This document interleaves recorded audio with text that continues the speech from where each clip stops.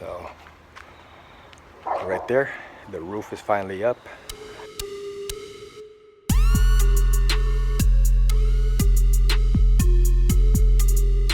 Day 9, I started finishing the gray paint over the black.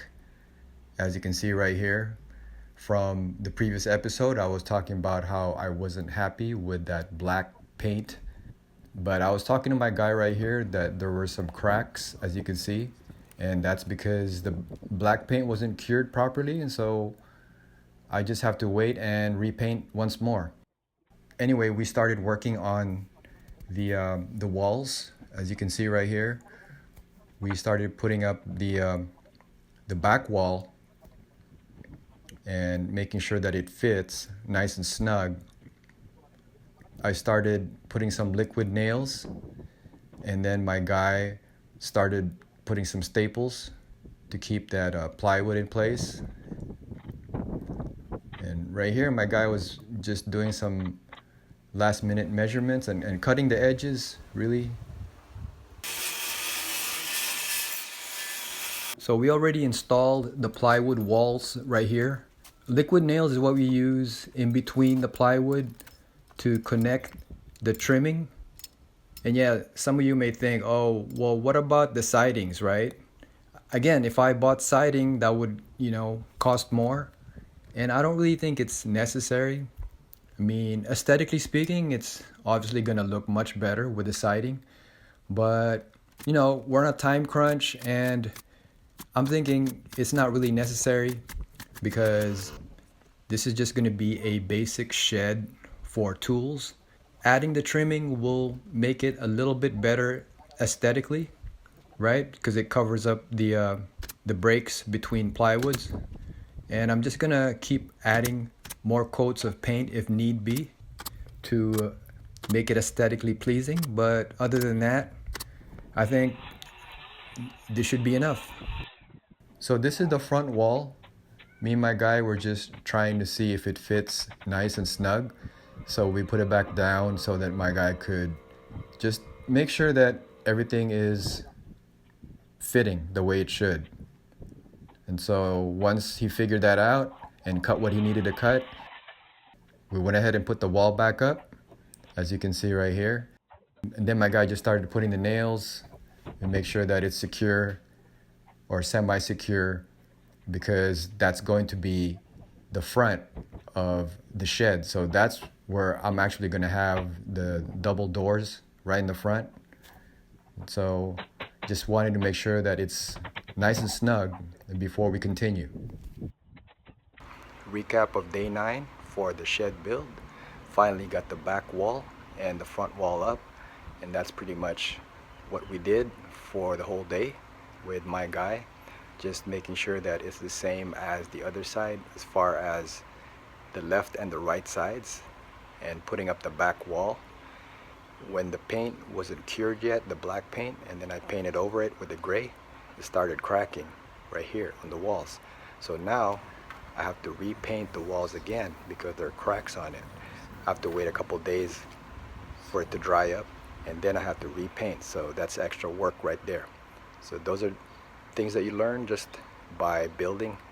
It's my first time doing it, so hey, lesson learned.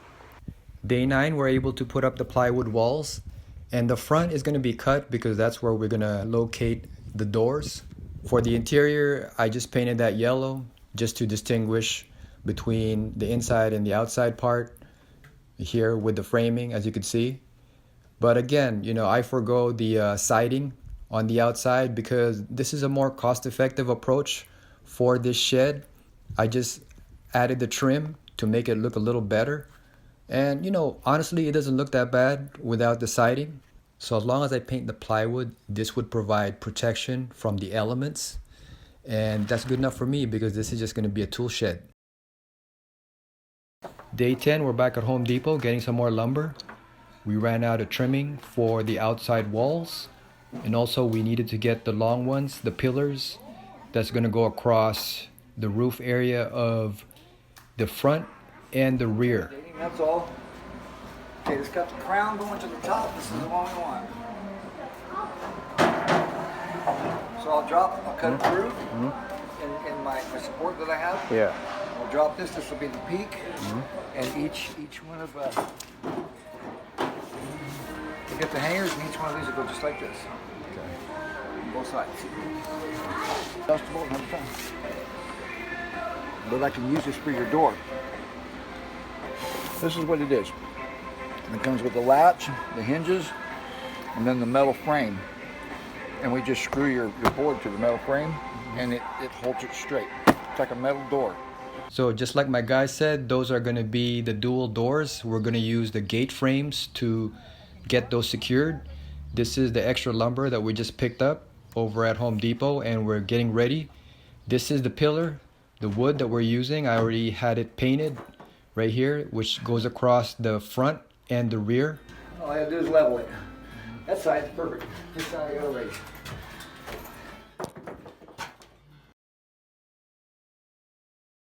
So once we got back, we started working on the roof. Here's my guy lining up all the plywood before he actually goes upstairs and securing everything. I was just handing him the plywood while he's up there. As you can see, he's trying to position everything in place right here, as he's completely comfortable being up there.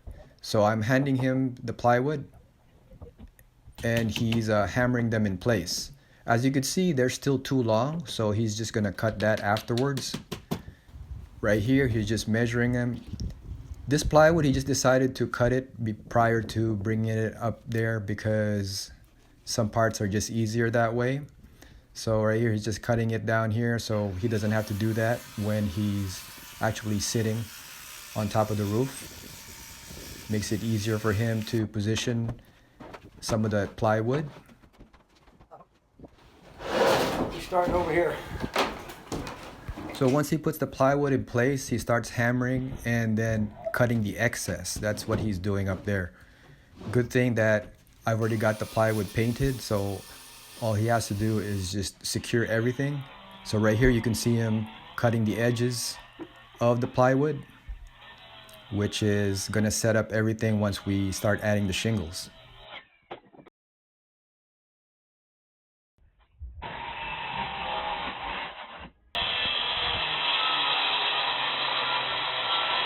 As you just saw, my guy cut a hole right here because this is where we're going to locate the dual doors right on the front of the shed. And right here, you see my guy already starting to do the dual doors. He's using the gate frame that we purchased at Home Depot. We got 2 of them. They were kind of expensive, about $100 each. And I thought maybe it was overkill, but you know, it just makes it easier for him to make the doors and make them solid. Okay. These are ready as far as I can get them. I put the frames together, secured the wood, so the vertical and the horizontal is done.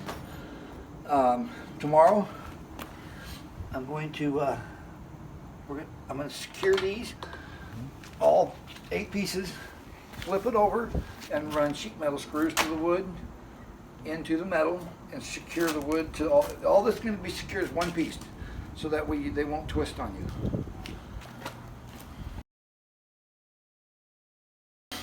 So how high is it going to be? I think you should put it right here. Okay.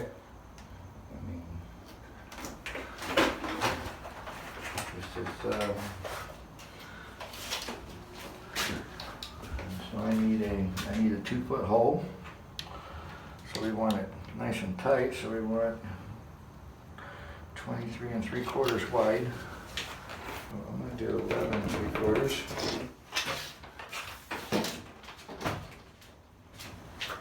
So that's just 11 3/4. So you go 1 more 8. This is where the window is going to be located. My guy is just cutting the excess frame so that the window can fit right there in the middle, as you can see. And so once he cut the frame right there, you see him hammering away just to cut the excess part, because he still has to cut a hole right there in the middle where the actual window is going to be. As you can see, we're able to cut the doors and put the roof So here's the entrance with the double doors for the shed. So right here, as you can see, the entrance is really big. So it's more of a frame that you use for like outside gates, right, for fences. But my guy said that using this would make the doors stable and tight. It wasn't cheap. It was about $100 to get these each, but it should be well worth it because then I won't have any issues with the doors. There'll be no sagging or any of that stuff once we have it installed. So everything is stable now, as you can see. The roof is ready to go. All we have to do is put the shingles up here.